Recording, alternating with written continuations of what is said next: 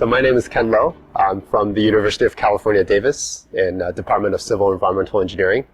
I'm currently a Fulbright scholar, and my host institution is National Taiwan University, and I'm working with the Civil Engineering Department over there.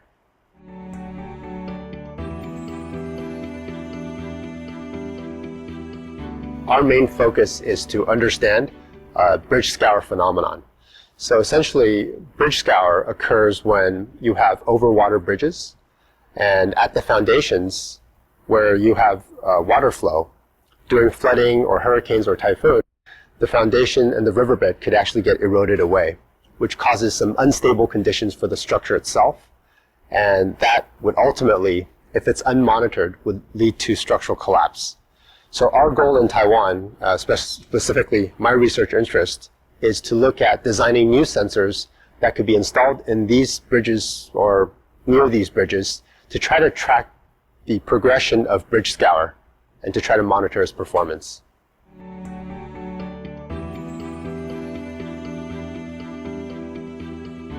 Before coming to Taiwan, before embarking on this Fulbright journey, we've developed a sensor prototype at University of California, Davis, and we've tested it in the laboratory.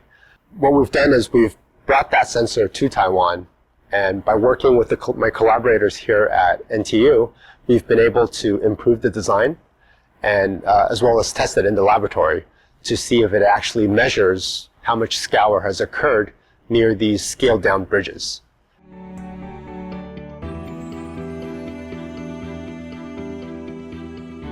The reason why I think taxpayers should invest in technologies like the one that we're developing is because it has a huge potential for saving cost, saving lives, and essentially enhancing the resiliency of our structures all around us.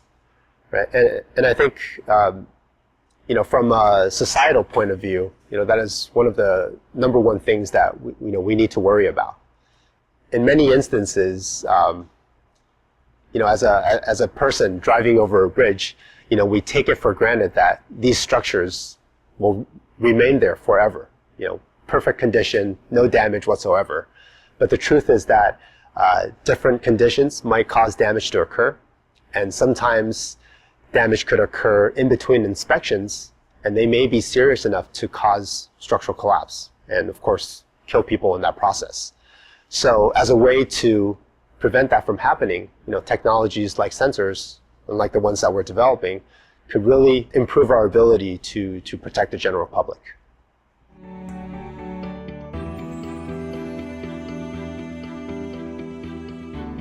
So throughout my 6 months here at Taiwan, I was very fortunate to have worked with many excellent people and to have got to know a lot of people both on campus and NTU, as well as in my own personal time. The reason that we were able to build knowledge and form these long-term relationships, is the fact that through this project we had to work with so many different people, both faculty and students. And in fact, during my time here in Taiwan, I was able to mentor 2 master's students and see them through graduation. And through the process, by knowing different people, also picked up 2 Ph.D. students and 1 master's student, and will continue advising them even after I go back to Davis.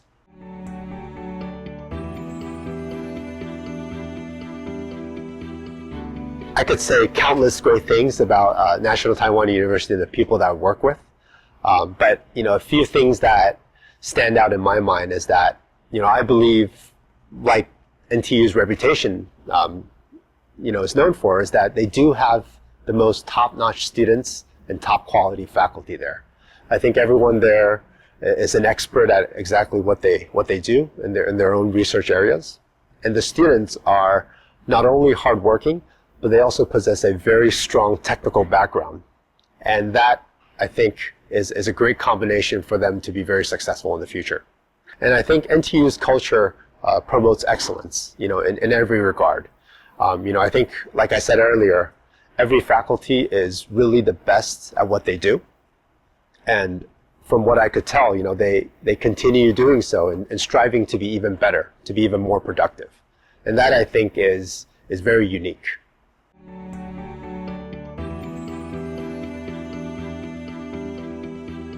I wanted to, number one, work with excellent people, which I had by going to National Taiwan University.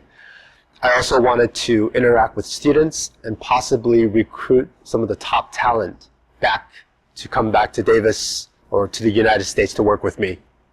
And throughout my interactions with many students, I've talked to many people, and a lot of them has expressed interest in actually pursuing their Ph.D. with me in the future. And lastly, this particular project that we're working on, especially the aspect of trying to scale up and try to demonstrate that the technology works, this could not have been easily accomplished in the States just because of some of the facilities limitations that we have, or from a funding standpoint. But with the Fulbright opportunity, I was able to access all of the different laboratories here at NTU and to conduct all the different tests that I needed to, essentially. So that was a huge plus for my project.